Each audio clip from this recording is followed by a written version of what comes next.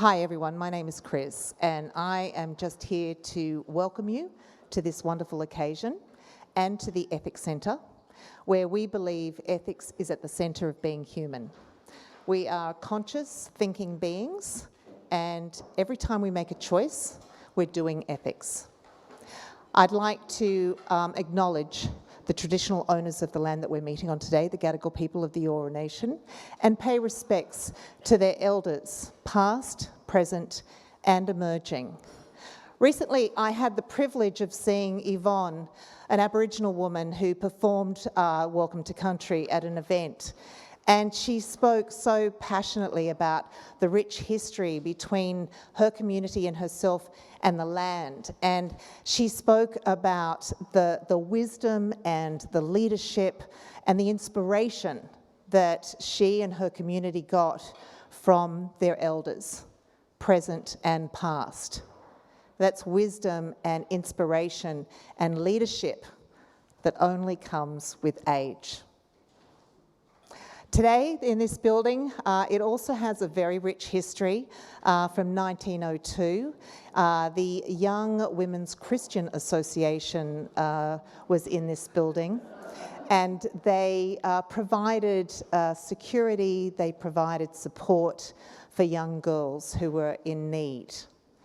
So then here we are tonight, where Kelly Doust, author and publisher, has managed to incorporate wisdom, leadership, age, and the incredible, powerful impact that women can have when they make good choices into an absolutely eloquent and beautiful book, which you now are all holding in your lap.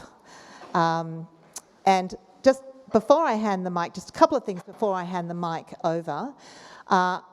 You may not know this, and I'm sure that you may not share this, but a percentage of the profits that Kelly makes herself from the book, every single book she sells, will go to Dress for Success.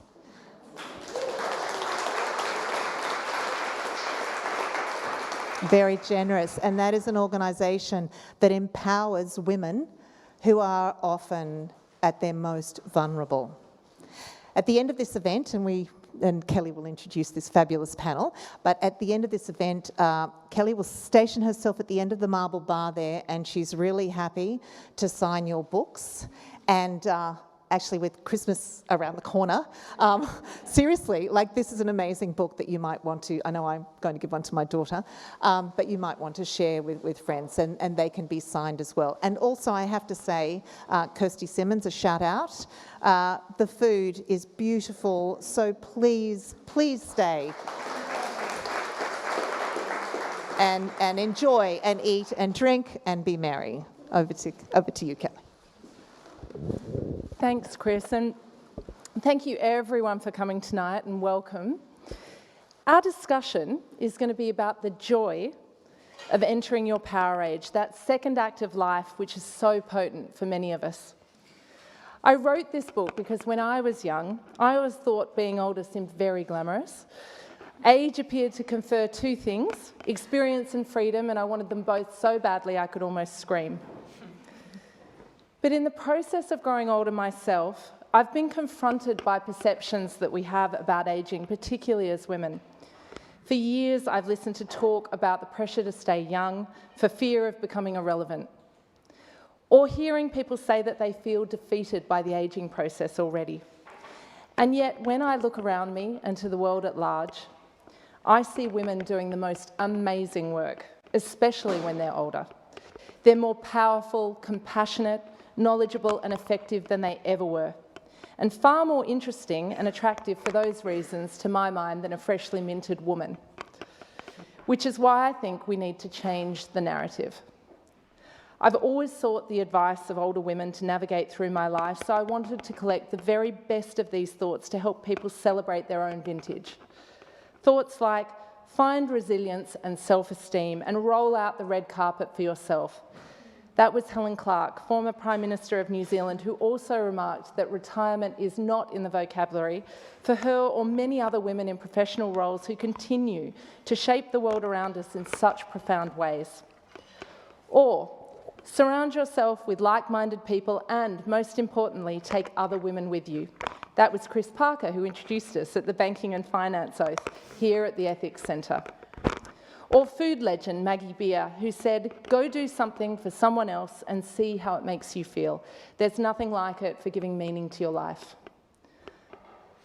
I've been involved with Dress for Success for several years now because I so admire the work they do to empower women in the workplace and help those who are marginalised or at risk. The Power Age is simpatico, as it has the same aim of helping women to realise their value. But let me now introduce you to our panel members, all of whom were involved in the book.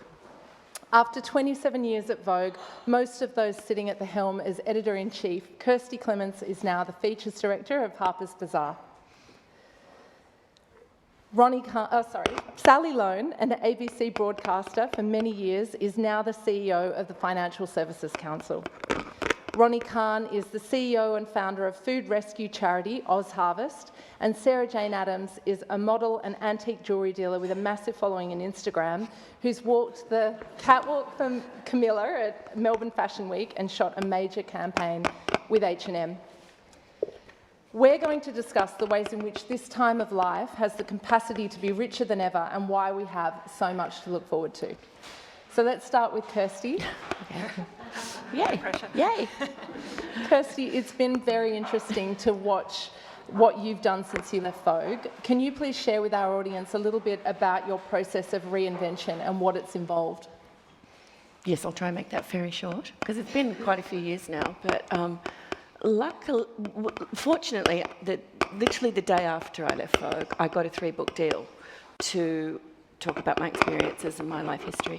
And career history, really. But and that reminded me, because I'd been out of that sphere for a little while, that I was actually a journalist, first and foremost. So through that period, which took about 3 years, I rediscovered that I was a journalist. I also rediscovered that I didn't want to be in a corporate environment.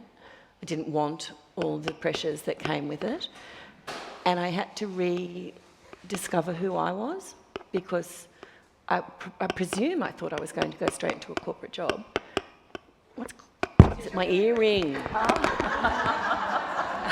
God, $20 online, antique. I presumed I was, there we go. I presumed to myself that I was going, there we go, into a corporate job. And then the longer I was out of it, the more I thought, no, I don't, I've done it, that's a thing I've done. And so my process of reinvention was internal, to tell you the truth. So I really did a lot of work on myself. And so anything that's come from that, from what I'm doing and what I'm doing now, whether it's consulting or being on boards or writing, or essentially I've gone back to being a journalist, was going back to my 23-year-old self.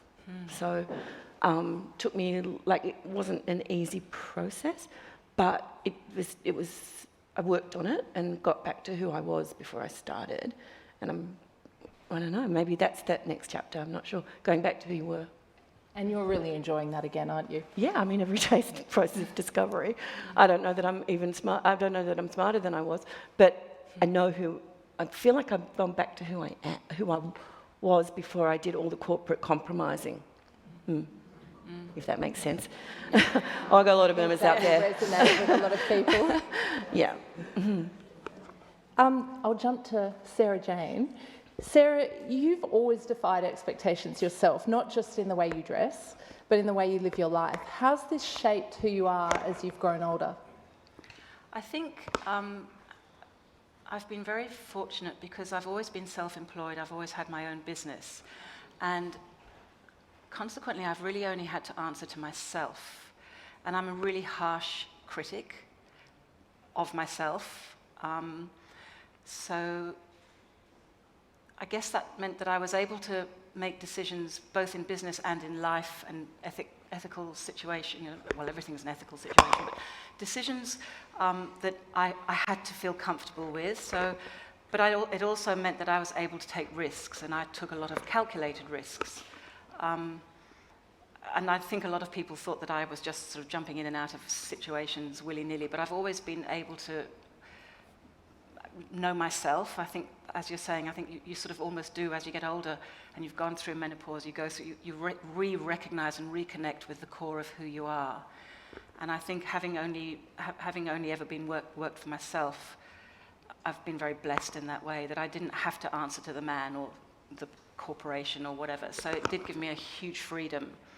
Terrifying at times, and a lot of people thought that I was just, you know, the way I present myself is actually a decoy a lot. As a woman in business working in a man's world, I've consciously hidden behind my clothes and hidden my skills by looking somewhat ridiculous. And so people haven't taken me seriously, and then I've been able to come in with a left hook and do what. So I've kind of used that, you know. It has been a conscious decision to be like that, in order to succeed and to knock them all for dead, basically, without being arrogant. But that is how I've lived my life and continue to do so.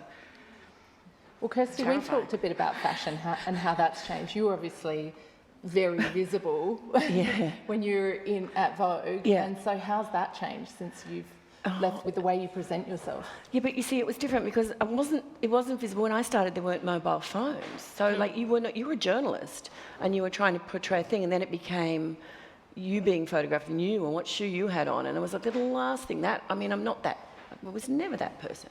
So that became a different thing. So I would never say to you that I was a fashionista. I ran a magazine about pop culture, and I was very interested in pop culture and the zeitgeist, but not, I had a fashion team to work that out, and I didn't need to be front and centre. So I was never the clothes horse, and I'm still not the clothes horse. So I dress for comfort, and I dress for what I like, and, you know, and increasingly that's really fun because you don't give a shit. Yes. And, you know, you're like, I don't care, like jumpsuit, let's go. We were talking about jumpsuits before, let's do it. But, you know, I wouldn't have done it 15 years ago in case I got paparazzi'd, but I don't. So, like, that's the fantastic thing too about, I'm always going to care. I don't want to look dowdy, but I don't.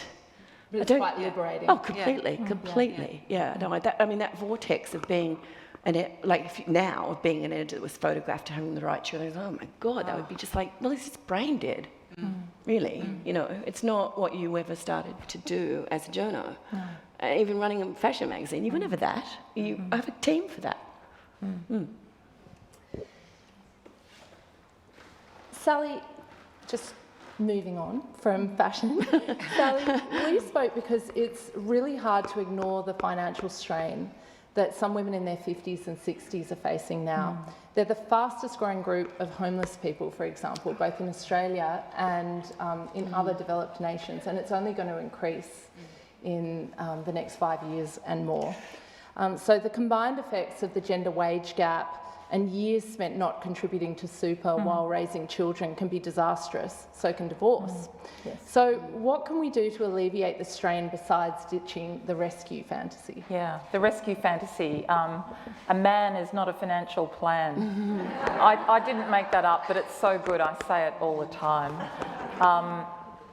I do want to say one thing about fashion. I'm in the corporate world still, and I use what I wear like an armour. It's my armour that I put on every day before I go out into the boardrooms, because I think as women we still have to armour up, which is saying something. We have to look neat without too over the top, but it's an armour, and that's what I do. I've been CEO of the Financial Services Council, which is an industry organisation for super funds and fund managers and life insurers, all that sort of wealth area. And my sole ambition when I leave this job is to hopefully raise the awareness among women that you absolutely need to be financially independent right from the very first time you get paid for a job. Do not think somebody's going to rescue you. You're not going to win lotto. You're not going to, well, you might marry the rich guy, but you might divorce him or whatever. But you've got to be that person that looks after your own financial independence. For me, the essence of feminism is being financially independent. And I have a son and a daughter who are now adults in their first jobs, and I make sure that I impart that to them and also to my nieces. I have a number of nieces my sister is not with them anymore, and one of the things that I try and get them to do is think about super. Engage, think about where they might put that tax return if they've got a bit of money. It's so important. It's not vulgar to talk about money as women. We just need to do it. You can't be resilient if you're worrying about your paycheck from week to week. And that it's absolutely true, Kelly. The fastest growing group of homeless people in Australia are women over 55. It's just terrible. So many women are getting divorced now in their 50s and 60s, and that means often that the family home goes, and it means suddenly women don't have any resources. So if you have daughters, grandchildren, anything now, try and just remind them to be financially independent. It's critical.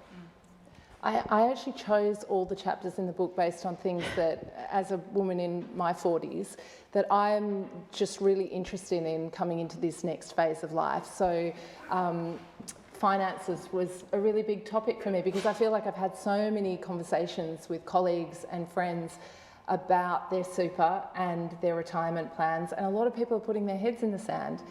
And the thing that I tell people when they're willing to listen and they're looking for advice is just salary sacrifice as much as you can, as early as you can, and watch it grow, because the average amount that most women of 40 will have saved in their super is $80,000, and the average amount for men is $200,000, and you just think about how that is going to snowball as people get older. And so then add divorce on top of that, it's an absolute disaster. So that was a topic that was really close to my heart, especially after almost 10 years of writing full time and not putting anything into super. So it's been something that I'm very interested in. For young people, and for anybody really, there's some fabulous new digital tools, rounding up apps where you pay for things and you round up the change and it gets put into an investment account or a super account. There are so many new things these days which makes it really easy. You don't have to go and sit down at a desk, with an advisor, although that's a good idea too. But you can use a lot of digital tools which are fun, and they just start to accumulate, and compound interest means that it does its magic. It's absolutely brilliant. It's not like medicine. It's not hard. There are actually things we can do from, as I say, that very first pay slip. Are there particular financial services organisations that are dealing with women in particular? Yeah, look, there's one in particular. A lot of them just deal with people, but there's one in particular just starting up a new digital super fund called Fairvine. They're not members of mine. I don't have any interest in them, but I'm very interested in what they're doing, because they're specifically for women, because they know that there are automatic things that happen to women. We take time out of the workforce to care for children or elder or our parents, and our superannuation guarantee doesn't get paid, so that puts us behind. But this new fund, which is just sort of starting, you might see a little bit of chat about it, is designed specifically to try and overcome some of those policy gaps and some of the things that we face during careers and being mothers and carers and all of those things. So yeah, there's a lot out there if you start to sort of research it. So given what we're discussing about finances, some people probably don't feel that they have enough money to give towards charity, but obviously you don't need to be always donating your money. You can be donating your time and your skills. I interviewed Ronni Kahn because of her amazing work with OzHarvest and growing that organisation so that it's such a big success. We discussed your spirituality in the book, actually. I wondered, how's that changed since you've grown older and shaped the work that you've done? Thank you. So before I answer that, I just have to share, if we're talking about fashion, when I started OzHarvest and decided I would start this charity, my girlfriends came to me and said, my earring is clinking. Same. Fashion. Which one? Fashion's my bananas? a problem. I have to take my bananas off. Earrings are a problem. one of my girlfriends came to me and said, so does that mean you're kind of going to wear sackcloth and ashes from now? Well, the answer was, if that does mean that, then I guess I might not be doing this. But I just thought that was important. You know, I guess spirituality is first of all such a personal thing, but such a relevant thing, I think, in today's world. If you look at the world of technology, if you look at the direction that we're moving in, machinery, creating jobs, doing stuff, as far as I'm concerned, was I always spiritual? I don't know. I certainly grew up in a household where tradition and ritual was very important. But the year before I started OzHarvest, or just as I was in that phase, I met a spiritual teacher that brought spirit to life for me. And really, for me, what spirituality encompasses is a life that is more meaningful than just looking after myself, my family, my immediate circle, and is about the notion of sharing and giving. And that's really the ethos that I live by. And so for me, spirituality is about a much deeper thing. It's tapping into something that each and every one of us has, and in many ways has not been allowed to come out because it's been wrapped up in so many different packages, whether it's, you know, the Catholic religion, the Jewish religion, whichever, growing up sometimes in boarding schools or in schools where religion was completely melded and mixed with spiritual life. And they are two completely different things. So spirituality for me is about the quality with which I infuse my life, with the way in which I live every aspect of whether it's my leadership, whether it's my community, whether it's with my children, whether it's with my friends. It's the quality of the life I have chosen to infuse with spirituality, so that I do know that when machinery attempts to take over, it can never have that element. So just for example, we've rolled out new technology, an app that connects good food with people in need. But the way I share that and the way I talk about it, it's technology with heart. Because an app, just rolling out an app and saying, here's a thing that can collect food or share food with you, is absolutely useless if nobody knows that it's there. So the heart part is connecting, teaching the charities that this is how you use it, this is where it is, teaching food businesses and being that connector so that if it falls apart, we have somebody there that will still make sure that that connection happens. So I guess another way of talking about spirituality is also connection. It was so interesting, actually. So many of the women that I spoke to in the book had grown up in a religion of some sort, but had moved on from that to have a more encompassing view of spirituality, which, you know, in some ways can sound a bit nebulous, but also just is coming back to the fundamental good basics of all the religions, and in the way that they're living their lives through the work that they're doing and what they're putting out into the world, really. So, it was really interesting to me. So that's why there's a chapter on being a woman of spirit and what that means, because it can mean anything from, there's a new term, I don't know if you've heard of forest bathing, which is spending time in nature. That's all it means. It's a Japanese term, but, I interviewed people that really just love connecting with nature, and that also has so many knock-on effects with the way that they operate in the world. Sarah Jane, we've spoken about this a lot, this concept. One of the things that I heard a lot when I spoke to women when I was thinking about writing the book, not necessarily the women that were interviewed in the book, was that they felt invisible and they felt that after a certain age that they just weren't seen as important or interesting anymore. They weren't given as much time. And you have a unique take on that, particularly the way that you present yourself. Would you like to share that? I think we have to question when we're using the adjective invisible, what do we actually mean by that? Are we talking about the way we look, or the way we present, or how we feel about ourselves, or the energy, the essence, the spirituality? Because visibility and invisibility is manifested in many different ways. And I think that at the moment it's just yet another one of these words that's bandied around. It's the flavour of the month, the decade, the hashtag, whatever. And I think that it's a much bigger conversation than just why do older people feel, older women in particular, feel invisible. I've always wanted to be invisible. I'm incredibly shy, naturally. I'm a terribly shy person, so this is quite challenging for me to be sitting up here. And so one of the reasons that I have always dressed peculiarly is because I can hide.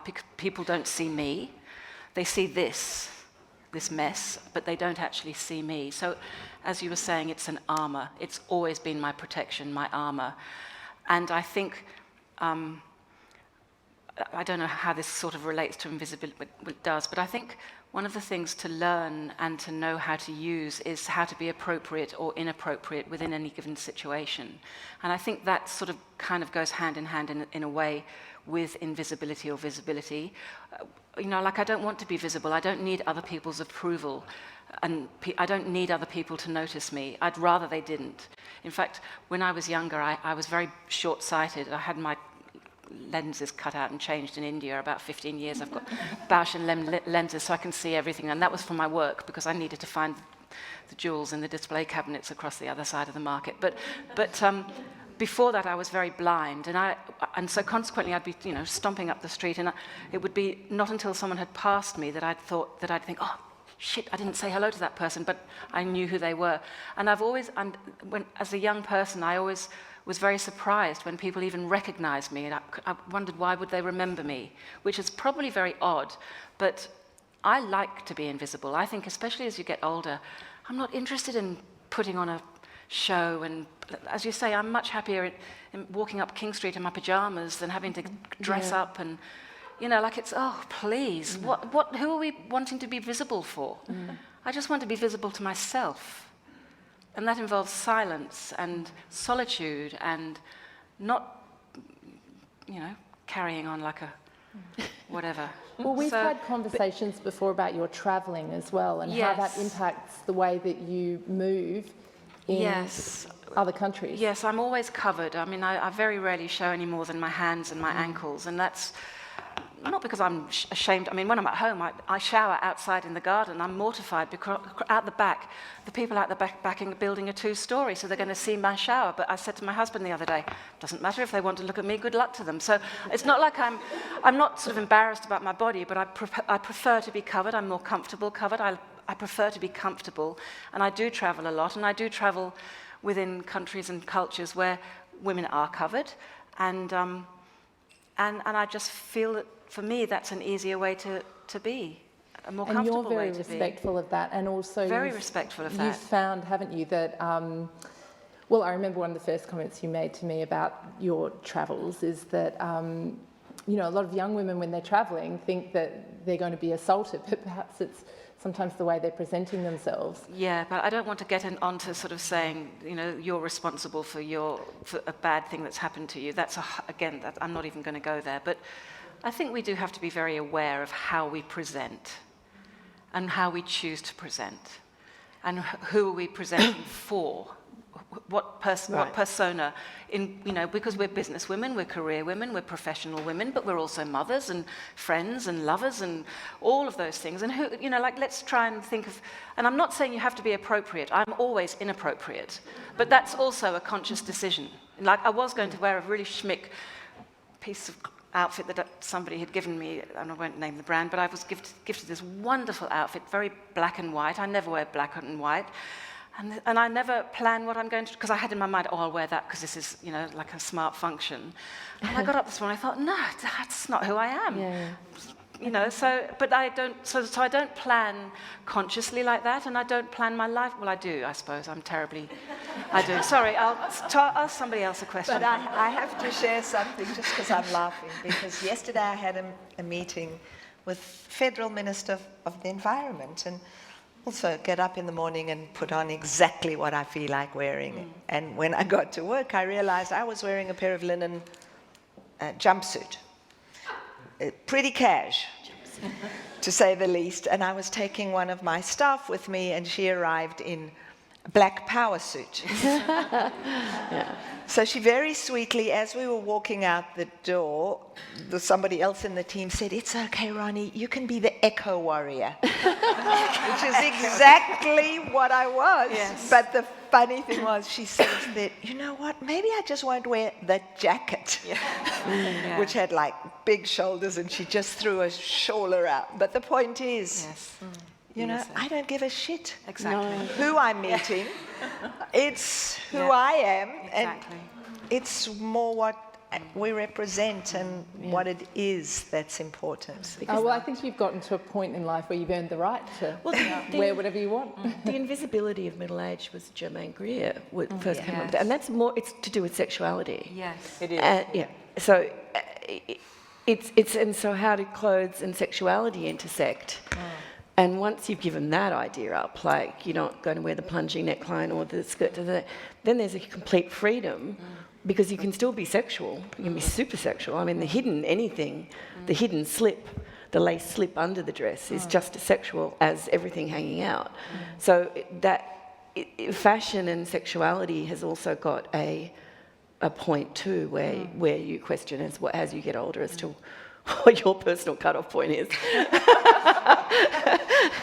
And but that doesn't mean you're non-sexual or sexy, but in any shape or form. But I think that was less about when Germaine Greer came up with it. It was the idea that that nobody wanted to have sex with you was very intertwined with fashion, and I think that's kind of gone. yeah.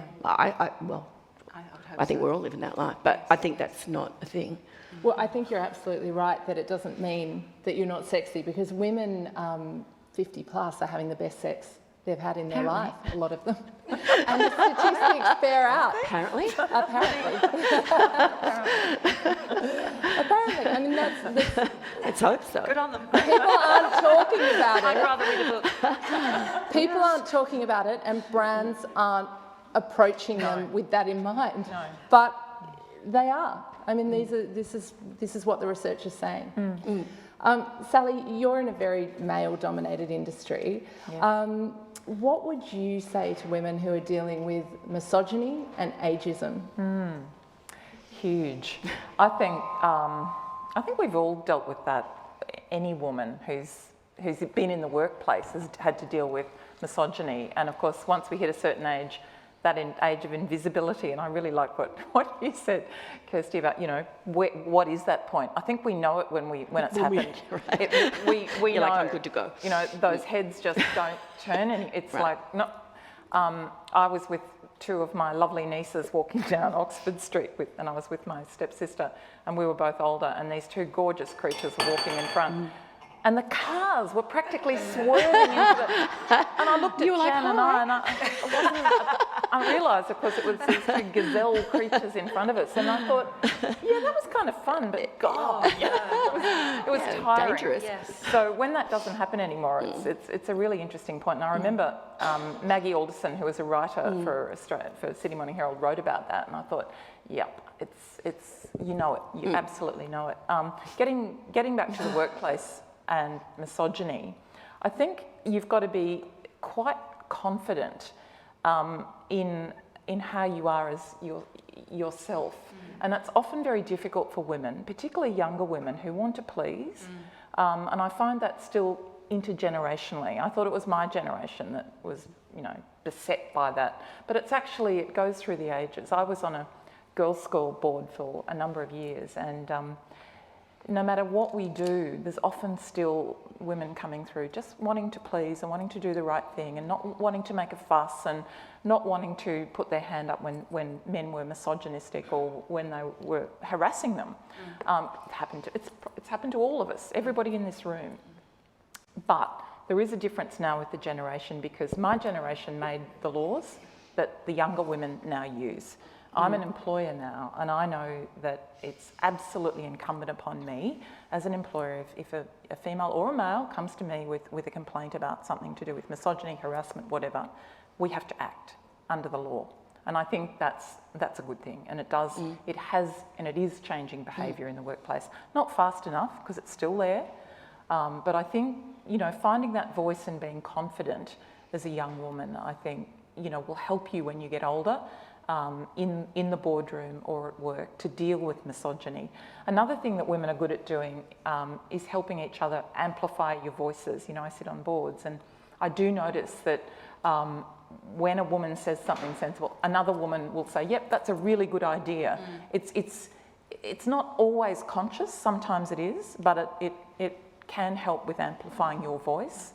And I think, you know, again, it comes down to that feeling of confidence, and what are the things that help make you confident when you walk into a room. It could be the way you look, or not, but it could be, you know, some resilience. It could be financially, again, you know, if I lose this job, I'm okay, I can go on and get another one. But I think I really like the fact that we do have workplace laws now that can absolutely deal with misogyny. I worked in Parliament House in the press gallery, and that was one of the worst places ever. Not because politicians are bad people, they're not. They're all away from home. It's like a big boys' boarding school, and they're really naughty. With alcohol. With alcohol. Right? And no, I like politicians. I'm not a Polly basher at all. I actually think they do a very good job under often trying circumstances.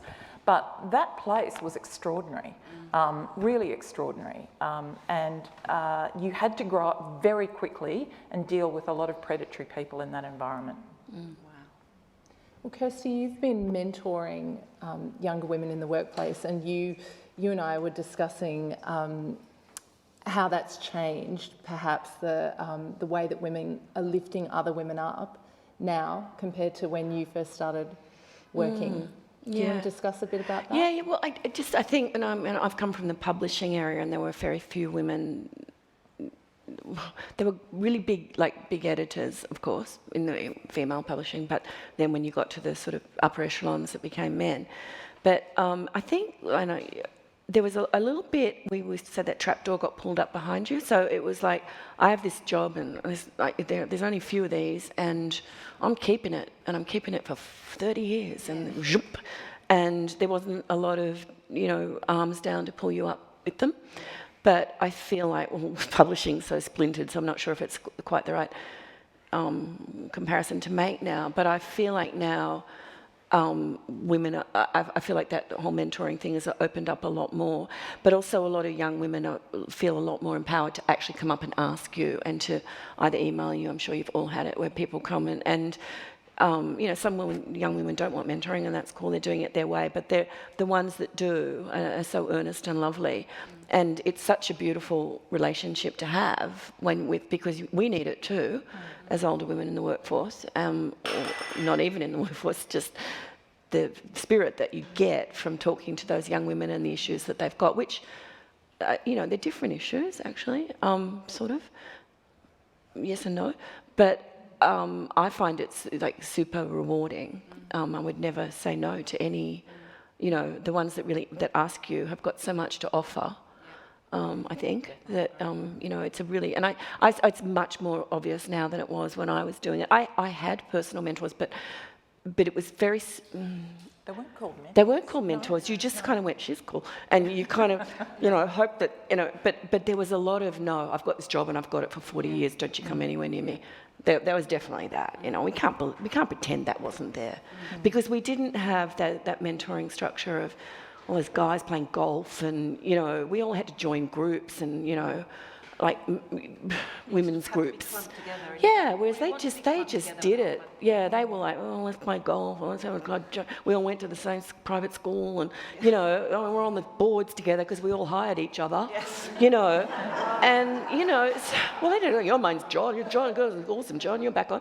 And so we didn't. We had to do it differently, and I don't know if we've done it. I don't know that we've done it particularly effectively because we do all this sort of. We're going to join a group of women who are all corporate, and we're all. But what's that going to help? Like, it's better to actually help the girl who's saying, I don't know who to talk to, I don't know what to say. Like, I found that landscape quite odd. I have, actually, to be honest. I think we haven't networked the way the guys did. Now, we didn't get set up the way the guys did. And we didn't hire each other because we weren't in the positions to hire each other, and nor should we. But it's still something that has to be navigated. Well, very encouragingly, the women that I interviewed of all decades from 40 on in the book, I just felt were very supportive of other women, and their focus was lifting other women up in the workplace. And I read an interesting article recently that said anyone who's over the age of 45 who doesn't have a younger mentor is going to be left behind in business as time goes on, which I thought was a very interesting idea. Do any of you have, apart from the energy you said you got, Kirstie, from having these younger mentees, do any of you have women that are effectively acting as younger mentors for you? Definitely. Absolutely. Yes. Yeah, definitely. My staff, Yeah. I do Yes. quite a lot of mentoring, but my staff are, you know, I'm way older than all of my staff, and so I learn things every single day. It's just extraordinary. Which is why the women I interviewed for the book remain so vibrant and so curious about the world, and I think that really changes their perception of ageing compared to some of those people that do feel that they've become invisible or irrelevant after a certain age.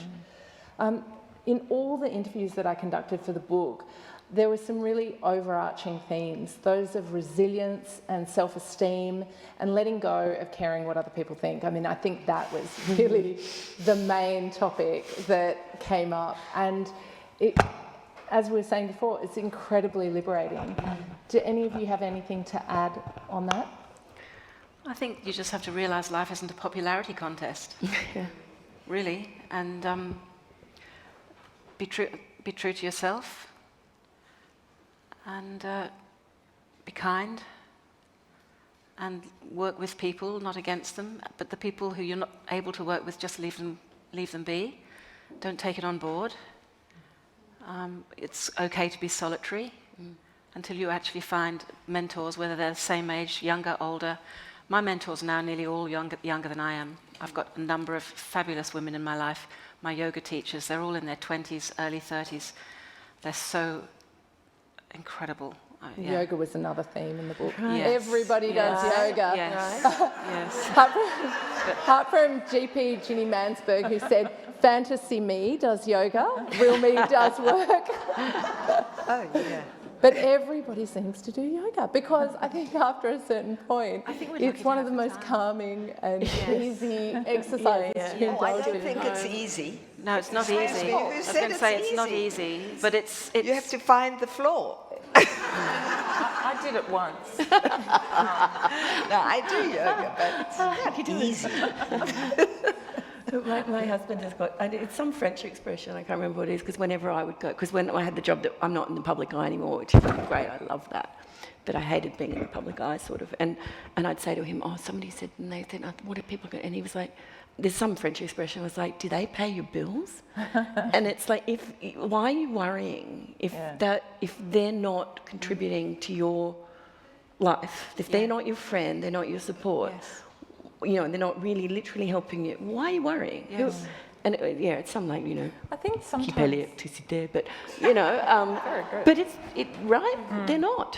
Who's helping you and supporting you in your life every day? Why are you It just worrying? takes up a lot of energy, Oh, so doesn't much it? energy of people you much energy don't even wasted. know. And I if hear you have if to you've- question the system all the people time. sort of say to me, you don't seem to care what people think of you. And, No. I say, Who? well, no, I don't care what people think of me because, to be honest, I probably don't think much of them. So why would I worry about, you know, like if I respect and love somebody and think they're fabulous, of course I'm going to care what they think of me.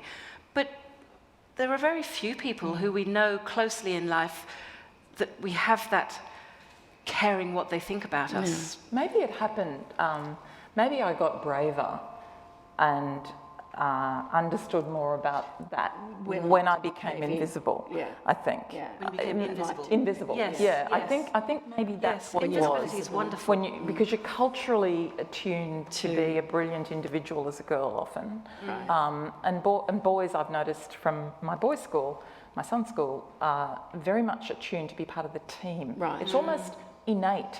When I first went into the corporate sector after I left the media, it was a big company, big listed company. I wondered what was so familiar.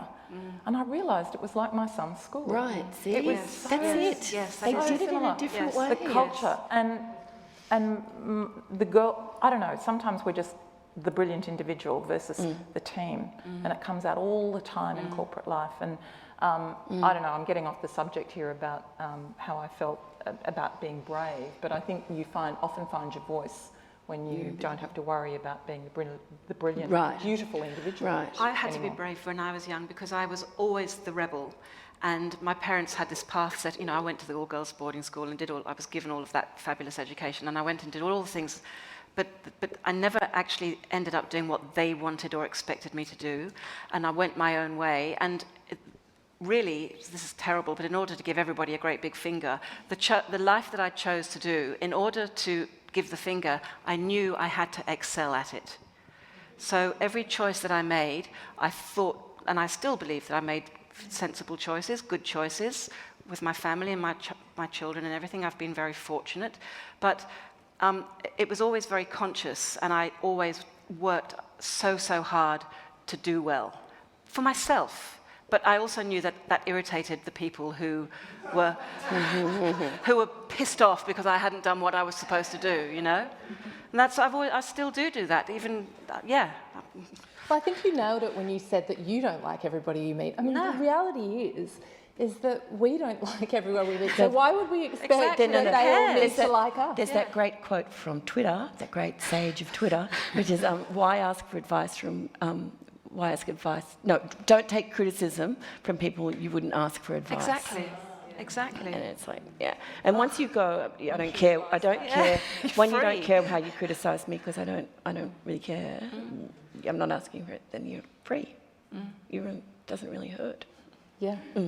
And social media, I think, amplifies all of this a lot for younger women. I really worry about them living their lives through what they look like on Instagram. I just wonder whether we're warping another generation. Where are we going to get to? My It's a whole other 11-year-old story. daughter looks at my very small Instagram account and goes, "You have a lot of likes and a lot of followers." It's like that's the popularity contest, and that's the concern, and it obviously doesn't mean anything. No. So with the book, the title really came from the idea that when I look at women in this age group and look at women in their second act of life and beyond, it was power. It was a power that they seem to have achieved that I just found intensely attractive and interesting and knotty and all those things that make women so fabulous. So what do all of you think about the concept of power? What does it mean to you? Ooh, it's a bad word, isn't it? Such a masculine. I think it's a bad word, Well, power. Helen Clark said that in the book, But actually. it's a great word in this context. That's why it's a fabulous. What you've done is very cleverly used a negative word in a really positive. Yeah. It's like anti-aging. It's the most. I shan't swear, but it's the most brilliant. It's a genius phrase. Whoever came up with it, but the connotations. So the way that you've used the word power in the title of the book is genius. Congratulations. Yeah. It's almost like a liberation. Exactly. When you feel you have got the power You're because allowed- of it's your okay. experience in life. And we often mark down experience, but it's actually very powerful when we realise that it's adding to our second age. It's open. Yeah. It just felt It's very claiming. relevant. It's claiming Right. that. But it clever. hasn't finished. Yeah, we're not done We're yet. not finished. I have to say I feel a little differently. I've never thought of power or of not power. Obviously, there are powerful people, and obviously, clearly, power is this huge thing, But it's really interesting, you know, when your life transforms into a very different life from what you expected it, or didn't ever intend. It wasn't that from the time that I was a kid that I was going to be a charity queen. That was never part of my aspiration. So I think power is used much more in the male world, in the masculine world. And I think it's really quite tragic if women feel that they need to be powerful in order to compete with men. I feel that we just need to be the best we can be. And it's not about competing with women or competing with men. There is so much to do in this world. Who's got time to think about, who's more powerful and who's less? Just let's get on with it and do the right thing in every role that we have. It's a little bit like leaders, you know. I believe that we should all be leaders without titles. What's the title?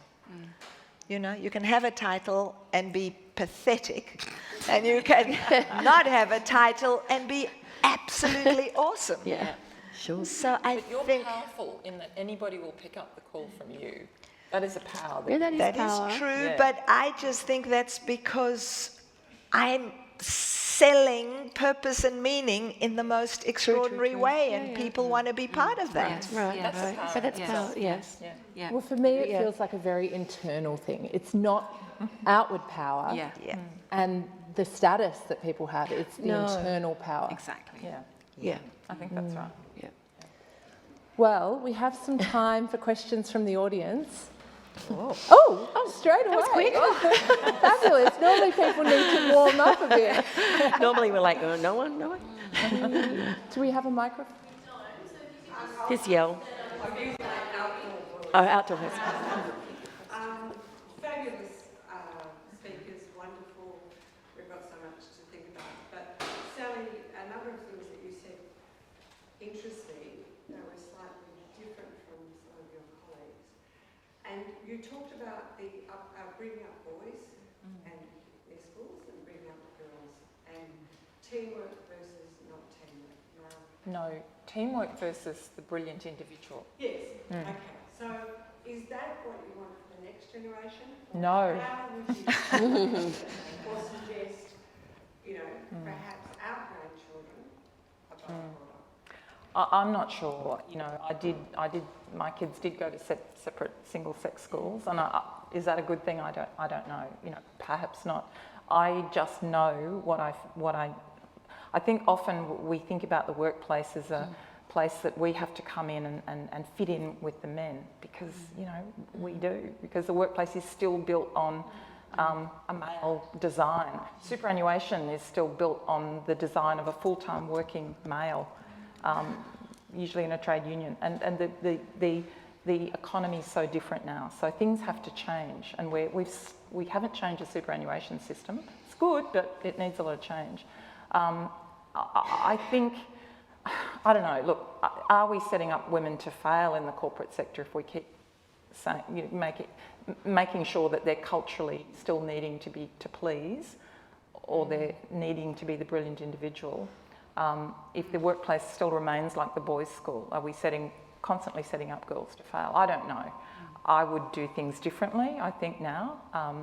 I would try, I would look for a school that wasn't segregated. The great things about single sex is it gives women a place to be free and girls a place to run around and do whatever they like. But I don't know, I've been thinking about that quite deeply for all those years. And I think we can learn a lot from the teamwork, the innate teamwork that boys have, and they can probably learn a lot from us as well. But the workplace, I'm not sure it's ever going to change much. Until there's a critical mass of women in there, and we're a long way from that. I think what's interesting is it's not that people are broken, it's that our systems are broken. Yeah. Exactly. They don't change very quickly. Our systems have got to change, and the core to that is education. And it yeah. I was going to say that. It's the education system. I've got two daughters that are 31 and 29 that run their own business, and fortunately my sister helps. But what's really frustrating to me, they went to very good private schools and they don't understand how important it is to know about finance. They haven't got a clue about finance. No. And you can see there's so many people, women, I work with women that know, they don't know where their money goes, they get paid, how he looks after it. They haven't got a clue about anything. Yeah. I get so angry. They're in such a diabolical situation if anything was to happen. Yeah. Education is the answer. Who can we get to go to the education system to start talking to all young children about the importance of financial literacy? So it's there. interesting. It's happening, yeah. But parents have to do it too. You can't hand over everything to the state. Yeah, but I do think that there is something fundamental, because I don't want my grandkids learning financial literacy from a bank or from a business that is selling that. Yes, exactly. And that is the issue. We need to frame of learn, reference. in the same way as we need to learn nutritional literacy, we need to have financial literacy right next door to it. Because you cannot live a life without nutritional literacy, and you cannot live a life and be sustainable without financial literacy. But it has to come from a place that isn't supplied with all the, it's That is happening. I'm pleased to say that there are a number of small businesses popping up now and offering courses into schools that are not any way, shape or form backed by financial institutions, which is great. But I do think that it as I said before, it does have to come from a family, because families teach people about eating and great food. absolutely. Yeah, or not. So. Just a question to lead on to that too, is that, I just find that a number of my friends who are all now in their 50s, who suddenly they've been raising their children, they've given up careers, and their husbands walk out on them and they're left. To me, that is the biggest drama and the biggest issue for women in their 50s now, that they are totally abandoned after they have supported their husbands through their careers and brought their children up. And I mean, that happened to me in my 40s. I'm okay.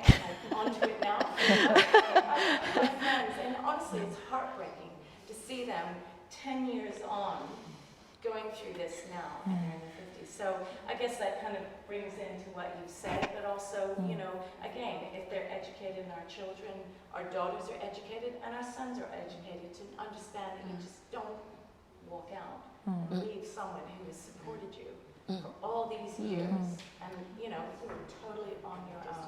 It's terrible. I mean, I'm helping a friend at the moment through it, and it's tragic. She's such a fabulous woman. She doesn't have financial independence. Well, she's always relied on her husband's income.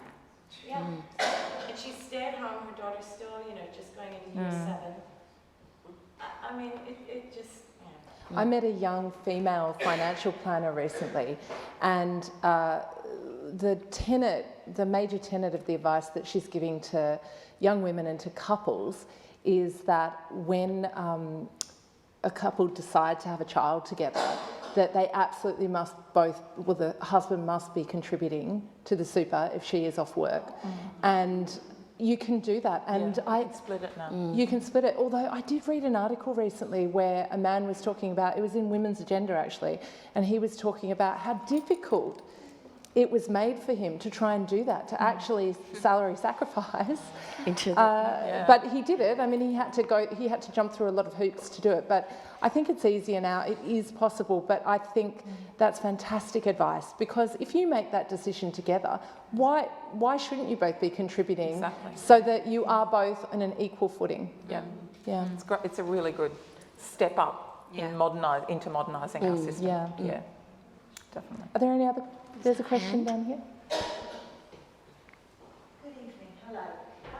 My name's Michelle, and I'm an Australian, but I've been living and working in London for the last 26 years, studying law and then becoming a lawyer. I'm coming to understand, and tonight's been particularly informative as a talk to listen to, that Australia and England are very different cultures, and I've been living in a different culture, literally, for the last 26 years. An issue which is far less resonant in England, in corporate profession, ageism. It isn't an issue. Least ways, not at a far more mature age category. Among my contemporaries and women older than I, it's not part of the discussion. So information that I wanted to impart that a different yet relatively comparative culture it isn't an issue. Issues that are resonant with us, if we can talk about the corporate community in England, professional women in London at the moment, are getting more women on boards. How does that recruitment process happen? And getting more women speakers of a younger and more mature / experienced age range at conferences. Heightening the visibility of women at conferences. That's particularly a hot topic at the moment. So I'd be interested in the comments of the panel, particularly on those 2 points. Well, just firstly, I actually did a lot of research for the book, including research from different markets, and I did find that for the UK that also women in the workplace are not necessarily facing as much misogyny because, and I don't know if this is as definitive as it needs to be, but what it was saying is that with Margaret Thatcher and with various other role models that they've had in the UK, it has paved the way for younger women, and it isn't as much an issue now, but it certainly is in Australia still. I think 2 things.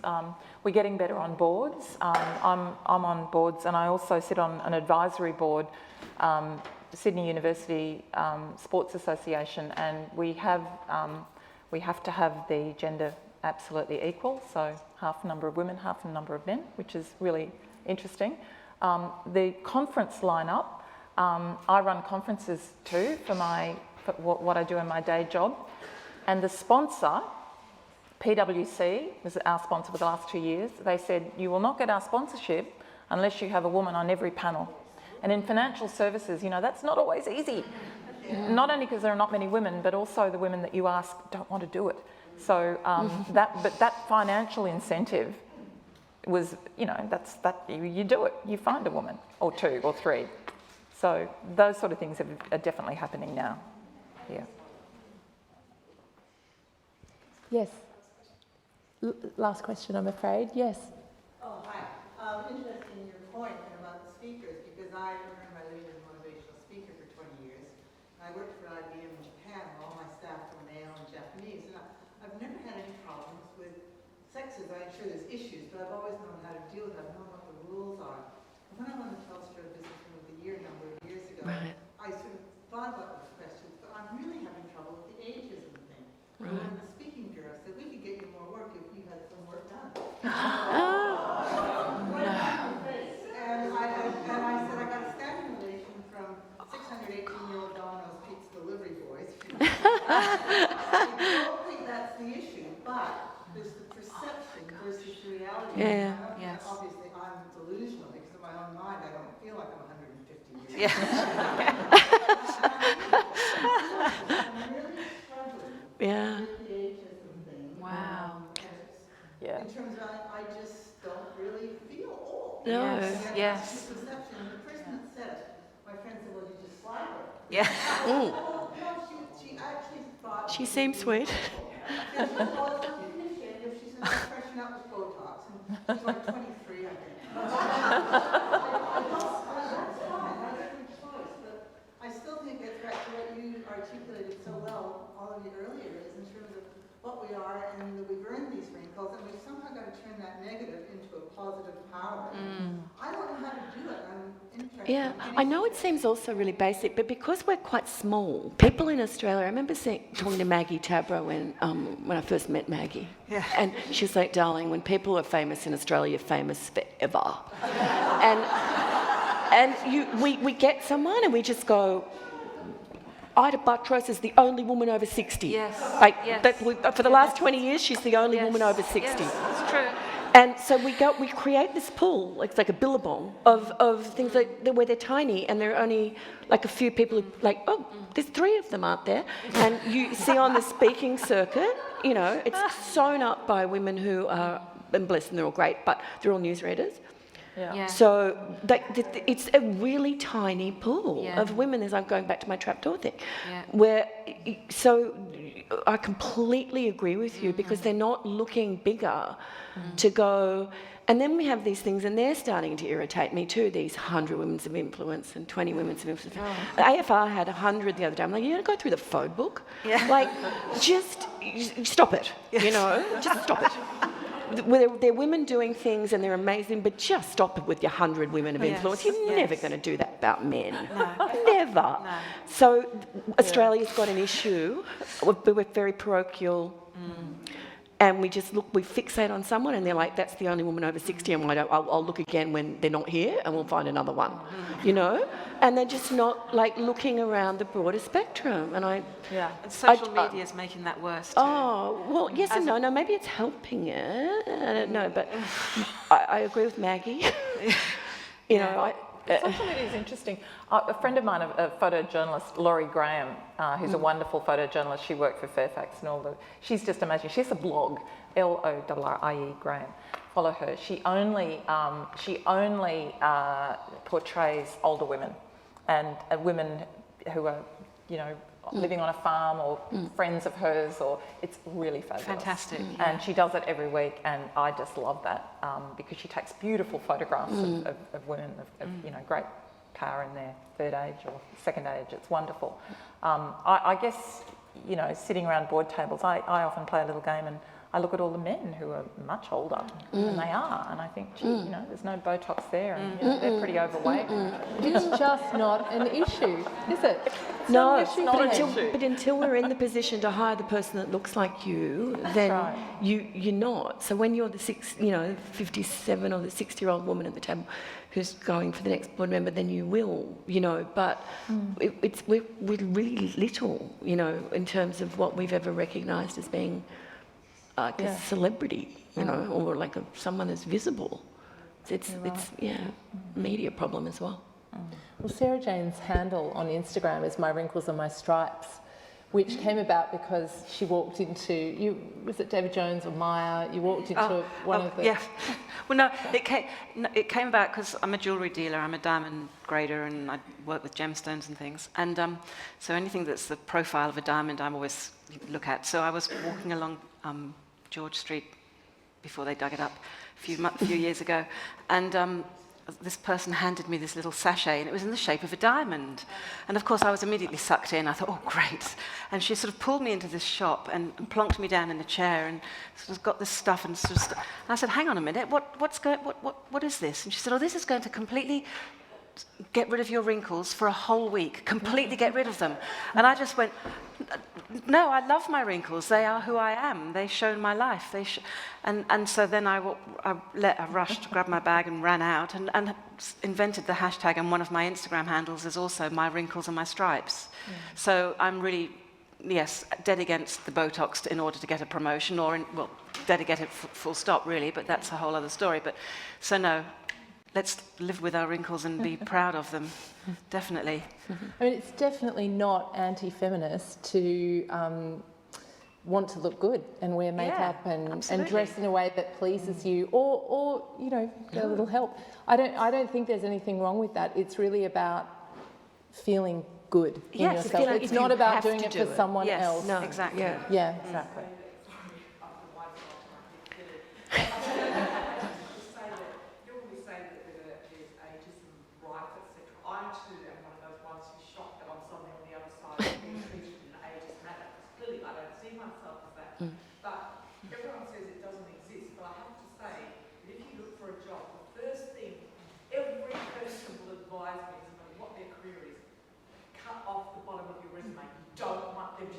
That's your age. And so every woman I know, and I'm sure it's the same with men, cuts off their resume because we're trying to lie fundamentally to get in. And the other thing that I feel I'm rebelling for the women, the younger women coming next, even though I'm not a success anyway, shape or form, is I will say my age. Now you don't think Yeah. lie about their age. Right. And I would say, here I am. Yeah. Don't lie. God, it's irrelevant. It's just It's true. To stay alive, you are Yeah. allowed to live beyond 37. It's all about your energy. I'm just completely. I feel so sorry for Yes, so do within that Isn't that funny? created that press. I know. Exactly. Yeah. Because they have allowed it to happen. Still will say my age, and I think because women don't say it, then everyone says, well, the young ones are going, oh my God, you're amazing for your age. What do you think? I think we just have to bust that taboo, don't we? Yeah. You just We have to be bust honest. it. Yeah. And when I was interviewing people for the book, I asked everybody to tell me their age so that I could put it in the book. And quite a lot of people didn't want to give me their age. I said, I don't know why that's relevant. And I said, well, it's a book about aging. If you could, that would be great. But Last thing, I started my role about 5 years ago, and someone asked how old I am. I said, just turned 50. I said, but I prefer to say it's Jenny Berridge version 5.0. I said, you don't like Apple updates. Apple updates. You've got to lie about your age. Like being employable. And I said, well, what's the point? If I say I'm 5 years younger, you're going to think, shit, you look crap. I said, 10 years old. Yes. Wow, you look amazing. okay, so none of you have ever been asked if you are Iris Apfel. Now she's fucking 90. I say I could be her baby daughter. Well, I have to. Sorry, it's not. I just want to say one thing. In social media, I've been turned into one of these memes where people put their picture in, and it's Joyce. Joyce aged 20. Joyce aged 100. And guess whose picture they're using? So they think this is what a 100-year-old looks like. No, but just one more thing. I do have to say that I get interviewed, and I'm in wherever I'm interviewed, and they write Ronni Kahn, 67.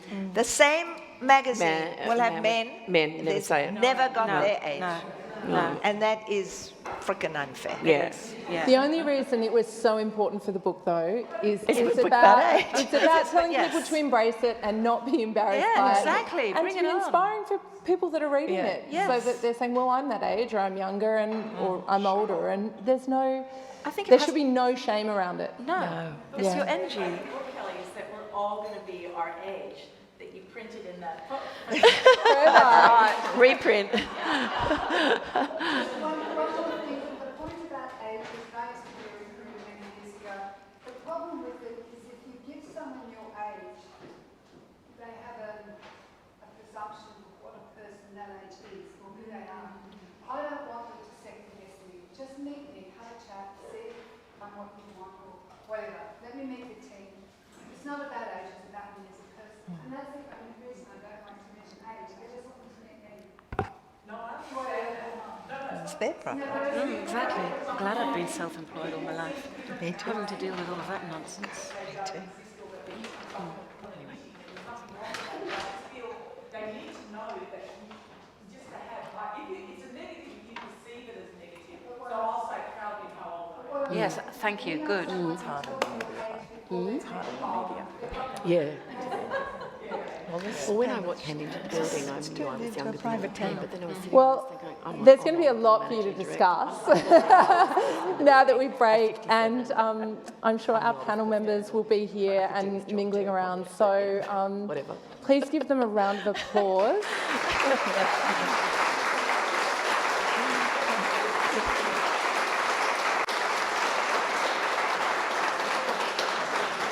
Thank you so much for coming. Nikki is going to say a few words. Thank you.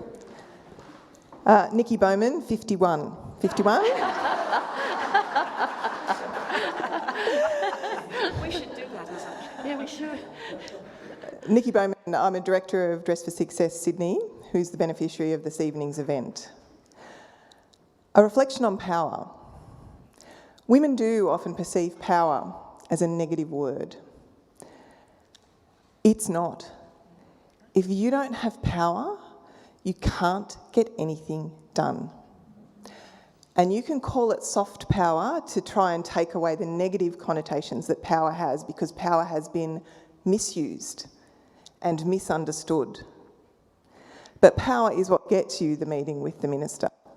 Power is what allows you to stand in yourself and present yourself to the world in the way that you like.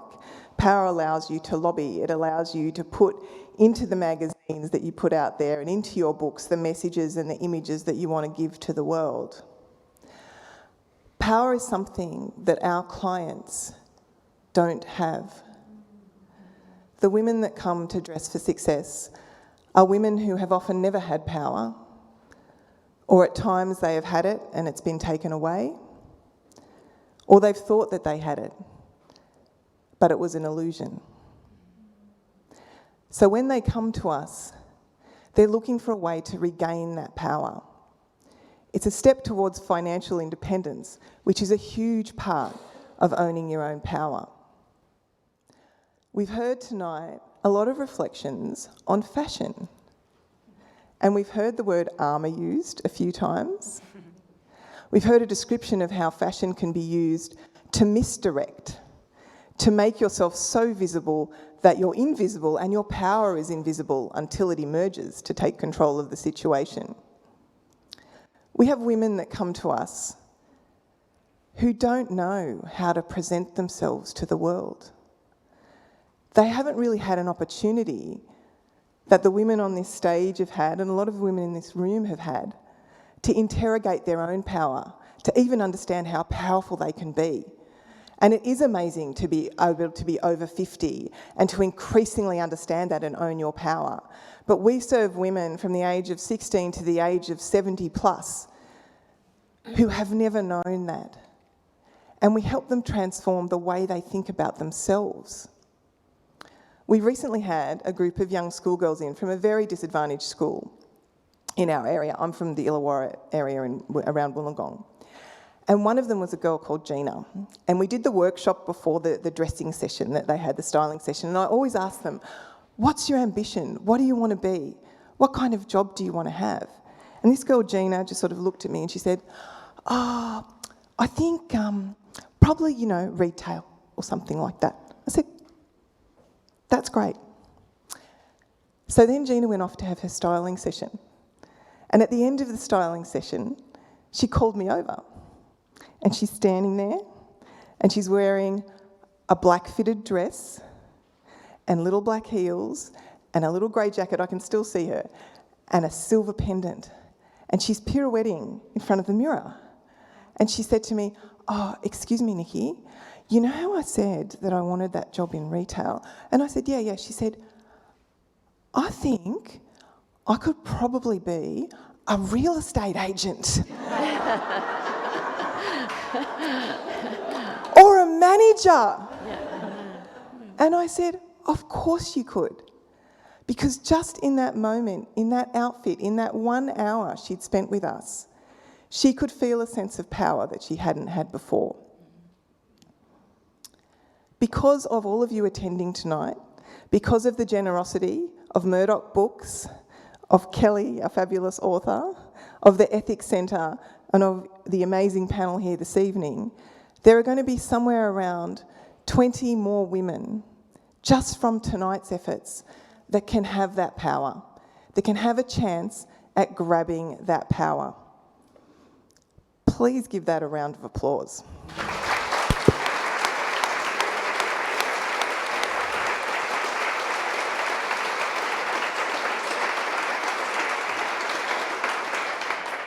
And now, with the wonderful Kirstie Clements, we're going to present some gifts to all of the people that I've just mentioned. So, do you mind? It's hard with one hand. To Kelly, to Kirstie from Kirstie, Thanks, Kirstie.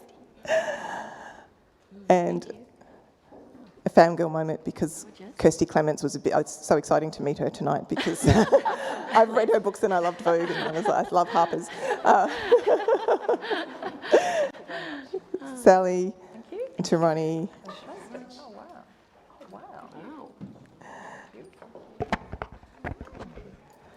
And I might add that speaking of women speakers, every one of the women on this stage is undoubtedly also a professional speaker and can attract significant fees for their work. So the fact that they've given up their time to be here this evening is even more commendable. Carol?